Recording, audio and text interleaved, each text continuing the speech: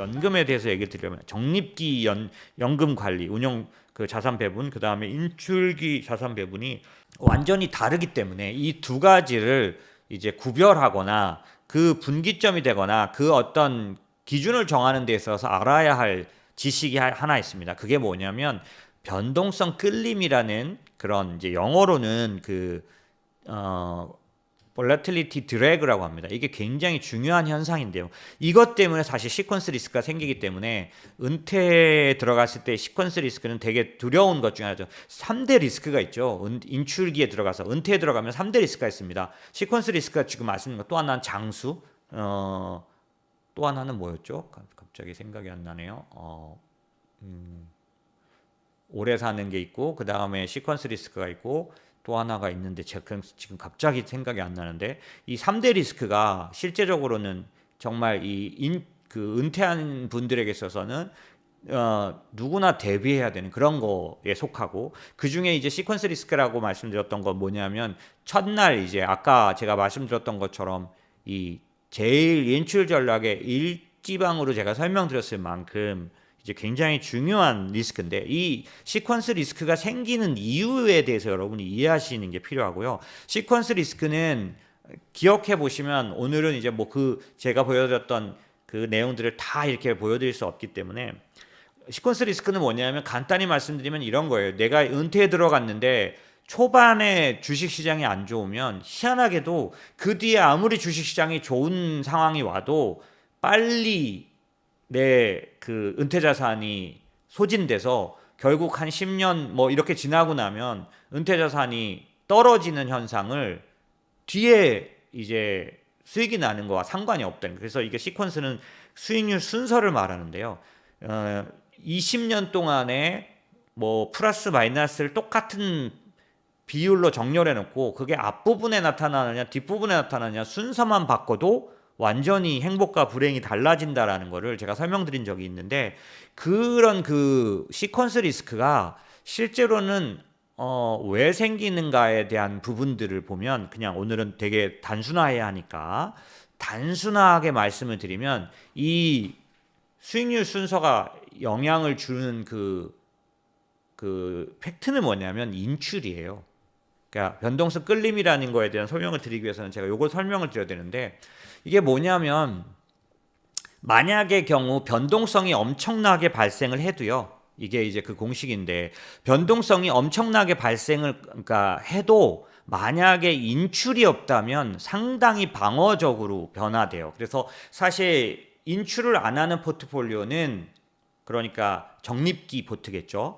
적립기 포트폴리오는 수익률 순서가 그러니까 불운하게 앞에 내가 시작해가지고 많이 빠지는 일이 오더라도 인출을 안 하는 경우는 그 변동성이 너무 심각하지만 않으면 반드시 복리에 의해서 회복되는 일이 일어납니다. 그래서 사실 전에도 말씀드린 것처럼 적립기에는 장기가 굉장히 중요하고, 그 다음에 이 변동성은 일단 허용 범위 내에 있어야 되지만 정말 그 변동성의 어떤 그 허용치가 굉장히 커요. 그래서 사실 좀 적립기에는 변동성이 작은 것만 추구하는 게 옳지가 않습니다. 그런데 이 적립기하고 다른 인출기에, 쉽게 말하면 인출이 병행될 경우는 이런 현상이 생기는 거예요. 보세요. 만약에 내 포트폴리오, 내가 그러니까 은퇴를 시작했는데 첫 해에 마이너스 20%가 났어요. 지금 요번에 4월 달에 S&P 500 마이너스 20% 가까이 갔고, 나스닥은 20%가 더 빠졌었죠. 만약에 그렇게 났는데 내가 올해 인출을 해야 되는 상황이란 말이죠. 그러니까 쉽게 말하면 인출 포트폴리오라는 거죠. 인출 포트폴리오면 여기서 10%를 내가 찾아 쓰게 된다면, 그러면 전체 하락이 마이너스 30%와 같아져요. 맞죠? 왜냐하면 내 포트폴리오가 20% 하락했는데 여기서 내가 돈을 또 찾아 쓰므로 해서 전체적으로 시작 지점에서 비해서는 30%가 하락되어 있는 거예요. 그런데 이 30%를 원점으로 돌리려면 당연히 28.6% 그 다음에 상승을 해야 원점으로 돌린다는 거죠. 그런데 만약에 올해 마이너스 20% 빠지지 않고 마이너스 10% 빠졌다면 내년도에 12.5%만 상승을 해도 원자리로 돌아갈 수 있는 거죠. 너무 당연한 얘기라고 생각하실지 모르지만 이게 어떤 거냐면, 요번에 S&P 500이 마이너스 20% 정도 빠질 때 저희가 바로 확인할 수 있었던 인컴형 포트들은, 저희가 갖고 있는 인컴형 포트들은 마이너스 한 3% 정도 하락했었어요. 그러니까 그런 측면에서는 변동성이 똑같지가 않죠. 우리 포트폴리오에 대해서. 그런 측면에서 변동성이 더 큰 자산인 경우에는, 인출을 하게 된 경우에는 그 두 개가 합쳐지면서, 이게 이제 뭐냐면 그 변동성이 끌림 현상을 가져가면서 곱한 거와 같은 효과를 나타낸다는 거죠. 그래서 실제로 그 다음에 28.6%의 수익률을 내기란 어렵죠.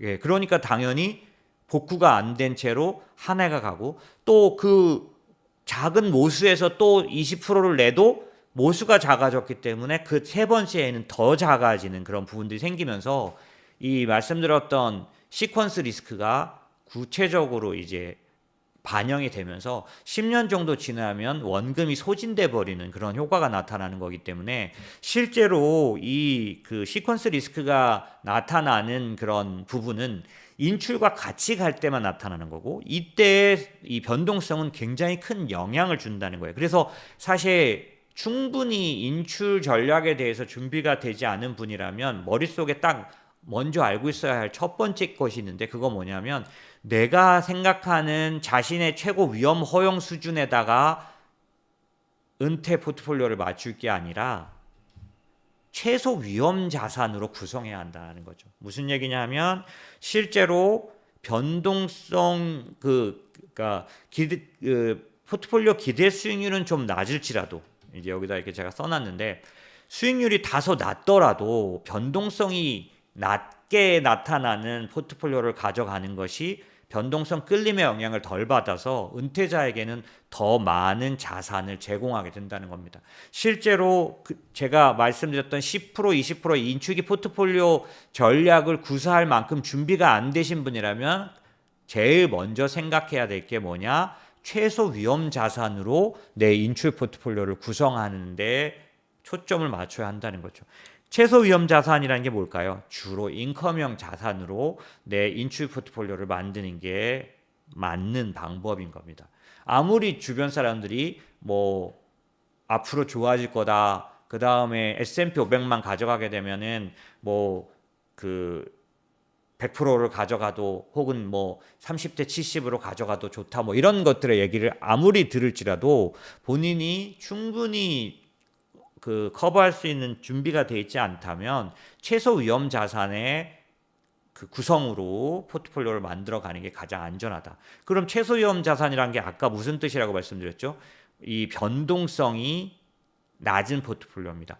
변동성이 낮은 포트폴리오라는 게 어떤 의미냐? 요번에 4월 달에 일어난 것처럼 S&P 500 지수가 20% 빠질 때 인컴 포트는 마이너스 3% 빠지는, 이렇게 어떤 커다란 시장의 변곡점이 오거나 상황이 왔을 때에도 그 폭이 작을 수밖에 없는 자산들로 포트폴리오를 구성해라. 특히 이제 인컴 같으면 배당금은 보장이 되기 때문에, 배당금으로 자기가 출금 인출을 하게 될 경우는 심리적으로도 안정성을 갖기 때문에 인컴형 포트를 우선 추천드릴 수밖에 없는 거죠. 그래서 지금 제가 말씀드린 것처럼 일반적으로 이제 인출 포트폴리오를 결정해야 되는데, 자기가 충분히 투자와 이 운영에 대한 준비가 안 됐다면, 말씀드린 것처럼 이제 꼭 알아야 될 한 가지는, 변동성이 큰 자산을 갖고 있을 경우 계속해서 왜 원금이 쪼그라드는 현상이